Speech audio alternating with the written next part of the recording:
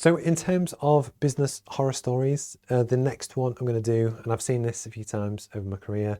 Again, my background is largely kind of offshore energy, so it's fairly big, high risk, difficult stuff. But basically it's when a contract kind of goes wrong. In the course, and it's in one of the strategy modules, we talk about risk and we talk about how it's really important. And actually I did it for the roadmap recently to look at through what are the biggest risks in your business, what can go wrong, what can kill you. Because actually a simple fix or something that you can do in advance can actually make a massive difference to your business growth and survival. That means you just don't get torpedoed kind of down the line. But one of the big things is that when you take on a contract, look at the financial implications of it. Does it have something called liquidated damages? So that if you provide a piece of kit and it goes offshore on an oil rig, if it fails, are you liable for all of the resultant knock-on failures because of that one thing? And because if you are, that get really expensive. Or as a prime example, a lot of the stuff in my background is stuff that's installed over the back of a vessel. So if you deliver a day late, so the ship can't sail on time, are you liable for the day rate of the vessel, which could be £200,000, all the labour costs, all the knock-on costs, impact from the client? It's really, really important. So one thing that you want to do, and it varies on different people's businesses, is get your terms and conditions as good as you humanly can.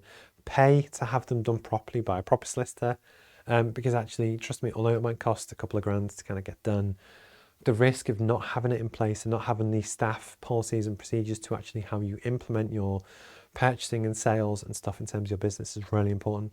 So even if you have the paperwork on the terms and conditions, unless your team actually follow the process when they bid for jobs and actually include them with every correspondence, what you can do is get yourself into a really bad situation. It's really kind of important to do. And then likewise, at some point, because it will happen to a lot of people, when things go wrong, because it will, as a consultant, as pretty much anything, just act almost with integrity, honesty, tell them what happened, and then be upfront about how you will do anything you can to solve it.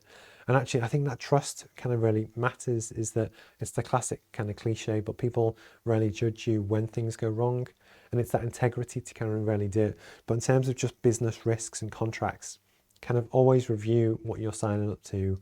But then likewise, if you can, and you should do, get your terms and conditions done properly and actually make sure you're legally protected so that you can't or are less likely to lose your house or lose your job or lose £100,000 or whichever, or even just lose reputation. But it's just a horror story that I kind of wanted to talk about.